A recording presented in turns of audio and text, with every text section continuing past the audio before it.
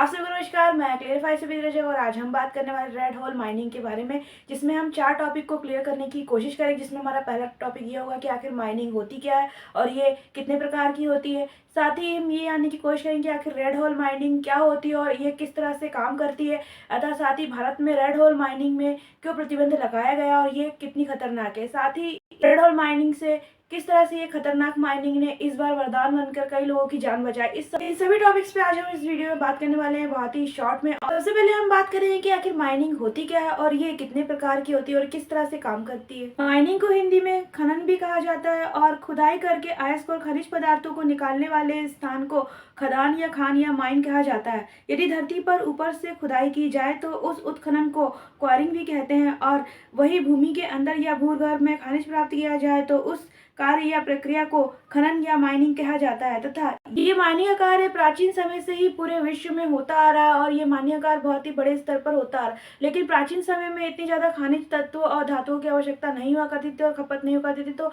खनन का काम बहुत ही लिमिटेड और माइनिंग का काम बहुत ही लिमिटेड हुआ करता था। लेकिन आज के समय में इस आधुनिक युग में इतना ज़्यादा खनिज पदार्थों और धातु की खपत होने लगी है कि इसमें बहुत अधिक मात्रा में बड़ी बड़ी खदानों से इन्हें माइनिंग का कार्य किया जा रहा है और बहुत बड़ी मात्रा में धातु और खनिज पदार्थों को निकाल के इन्हें खपत के लिए इन्हें निकाल के भेजा जा रहा है, और जिसके कारण ये बहुत ही बड़े स्तर पर अब ये कार्य होने लगा है। साथ ही जो इस कार्य को करते हैं और जो ये कार्य को कराते हैं उन कर्मचारियों को माइनिंग इंजीनियर भी कहा जाता है। माइनिंग विश्व के पूरे देशों में से की जाती है और जिसमें भारत देश भी एक ऐसा देश है जिसमें माइनिंग भी बहुत अधिक की जाती है। अब बात करते हैं कि आखिर माइनिंग कितने प्रकार की होती है। मुख्य रूप से माइन 2 प्रकार की होती है, इसमें अंडरग्राउंड माइन और दूसरी होती है ओपन पिन माइन। अतः और सबसे ज्यादा खनिज मिनरल्स अंडरग्राउंड माइनिंग में ही मिलते हैं और जिन्हें माइनिंग के द्वारा ही निकाला जाता है। अब आते हैं अपने मेन पॉइंट यानी कि सेकंड पॉइंट की तरफ कि आखिर रेड होल माइनिंग क्या होती है और ये कैसे काम करती है। रेड होल माइनिंग के नाम से ही साफ में समझ में आता है कि छेद में घुसकर चूहे की तरह खुदाई करना,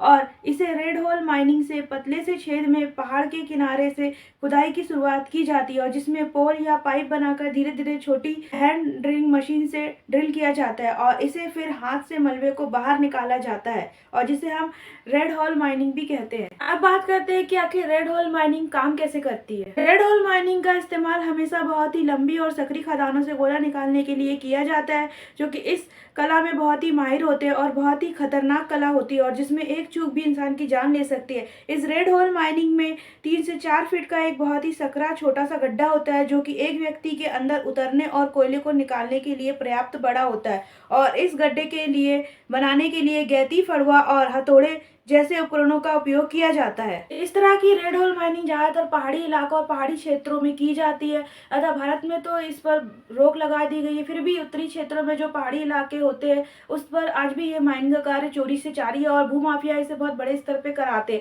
और जिसमें वहाँ के गरीब लोग जो पहाड़ी लोग होते हैं वे पैसों के अभाव में और पैसों की लालच में और गरीबी के अभाव में ये कार्य करने के लिए तैयार हो जाते हैं और ये रेड होल माइनिंग का काम करते हैं, और जो कि रिस्क लेकर इस होल के अंदर जाकर इस कार्य को करते हैं, और जिसमें कई बार माइनिंग इतनी ज़्यादा हो जाती है कि ये पहाड़ बारिश के मौसम और नमी के मौसम में धंस भी जाते हैं, जिससे कई इन रेड होल माइनिंग करने वालों की जान भी चली जाती है और इसमें कई मजदूर मर भी जाते हैं, और इस तरह के कई केस देखने में सामने आए भी है कई बार। इस तरह की रेड होल माइनिंग वाला काम ज़्यादातर मेघालय क्षेत्रों में हुआ जाता था और ये भी पहाड़ी इलाके हुआ करते थे और उत्तराखंड जैसे इलाकों में हुआ करता था। लेकिन अभी मेघालय में तो इसमें भारत सरकार द्वारा प्रतिबंध लगा दिया गया फिलहाल, लेकिन फिर भी भूमाफिया इसे चोरी से करवाते हैं पैसों की लालच में, और जो इसमें करते हैं उनकी जान के लिए हमेशा ये खतरा बना हुआ होता है, क्योंकि इसमें एक व्यक्ति इस रेड होल के अंदर जाता है और उसके हाथों से वह मलबे को भरता है और पीछे से वाले व्यक्ति को ये मलबा देता है, और जिसमें एक छोटी सी मलबा उठाने वाली गाड़ी का है या ट्रॉली का है या फिर एक टुकनी को रस्सी से बांधकर बाहर की ओर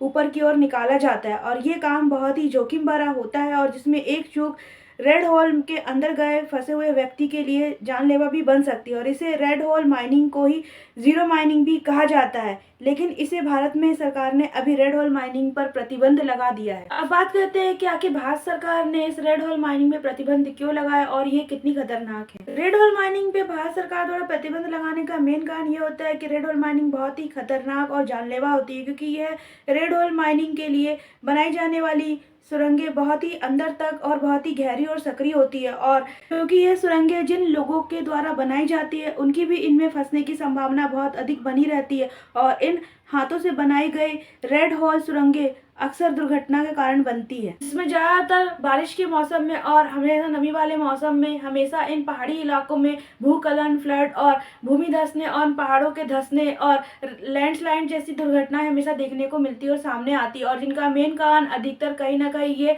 भूस्खलन भी का है या इस रेड हॉल माइनिंग के द्वारा भी होता है। इन्हीं सब कारणों के कारण नेशनल ग्रीन ट्रिब्यूट ने अवैज्ञानिक होने के कारण 2014 में रेड होल खनन पर प्रतिबंध लगा दिया था, और लेकिन आज भी यह प्रथा बहुत ही बड़े पैमाने पर चोरी से की जाती भूमाफियाओं के द्वारा। पर मेघालय में इसमें प्रतिबंध है, लेकिन पूर्वोत्तर राज्यों में कई दुर्घटनाओं के चलते रेड होल कर्मचारियों की मौत भी हो गई है। 2018 में अवैध खनन के शामिल 15 लोगों की बाढ़ वाली खदान में फंस गए थे, और फिर इस हादसे आए दिन होते रहते हैं। और भारत में रेड होल खनन माइनिंग ज़्यादातर भारत के राज्य मेघालय में की जाती है, क्योंकि मेघालय में कोयले की परतें इतनी उथली होती हैं कि रेड होल खनन को ओपन कास्ट खनन की तुलना में ज़्यादा बेहतर माना जाता है, जिसमें कठिन इलाकों से चट्टानों को हटाने और स्थापित करना भी शामिल है, और जिसमें इन खदानों को ढहने से रोकने में भी मदद मिलती है। पर ये कभी कभी कई बार ये जानलेवा भी हो जाती है, और जिसके कारण भारत में रेड होल माइनिंग में प्रतिबंध लगा हुआ है। पर आज भी कई जगह पे माइनिंग की जाती है, लेकिन इसके लिए एक विशेष तरह का लाइसेंस भारत सरकार द्वारा बनाना पड़ता है, उनकी परमिशन ली जाती है, और भारत सरकार की देख रेख में ही ये माइनिंग के और खनन के कार्य किए जाते हैं, जो आज भी पूरी तरह से प्रमाणित है और करे जा रहे हैं। लेकिन रेड होल माइनिंग में प्रतिबंध पूरी तरह से लगा हुआ है और इस कार्य को पूरी तरह से बंद करके रखा हुआ है, लेकिन चोरी से आज भी ये कार्य धीरे धीरे होता है। साथ ही इसमें एक बात ये सोचने को मजबूर करती है कि कोई भी कला अगर उसका सही तरीके से यूज किया जाए तो वह यहाँ बसा भी सकती है, और कोई कला का अगर गलत तरीके से यूज किया जाए तो वह दुनिया को बर्बाद भी कर सकती है। और यही मामला उत्तरकाशी टनल में भी देखने को मिला, जहां पे ये रेड होल माइनिंग को जो भी कई सालों से प्रतिबंध लगा चुके थे, और देश में इसमें प्रतिबंध है, और ये सिर्फ मेघालय में हुआ करती थी, जिसमें आज भी प्रतिबंध लगा, और जिसे जानलेवा और बहुत ही खतरनाक कला माना जाता था, और इसमें हमेशा जोखिम बना हुआ रहता था। लेकिन इसी रेड होल माइनिंग ने आज 41 मजदूरों की जान बचा ली है, और जिसमें 41 घरों में खुशियों से भर दिया है, और जो कि 17 दिन से मजदूर वहां पे फंसे हुए थे, जो कि सुरक्षित निकाल लिए गए, जो कि एक बहुत ही गर्व की बात है। और इसे एक बात तो समझ में आती है कि किसी भी चीज का सही तरीके से इस्तेमाल किया जाए तो वह आपके लिए बहुत ही लाभदायक हो सकती है, और अगर उसी चीज का गलत यूज किया जाए और उसका गलत फायदा उठाया जाए तो वह आपके लिए बहुत ही घातक भी सिद्ध होती है। साथ ही आज का हमारा ये वीडियो रेड होल माइनिंग के बारे में यहीं पर खत्म होता है। अगर आपको हमारी जानकारी अच्छी लगी तो प्लीज हमारे चैनल को सब्सक्राइब कर दीजिए, साथ ही हमारे इंस्टाग्राम पेज क्लेव बाय प्रीति को फॉलो जरूर कर दीजिएगा। और अगर आपको हमारा ये वीडियो थोड़ा भी यूजफुल लगता है तो प्लीज इसे शेयर करना मत भूलिएगा, और हाँ, सब्सक्राइब जरूर कीजिए। जब तक के लिए जय हिंद, जय भारत।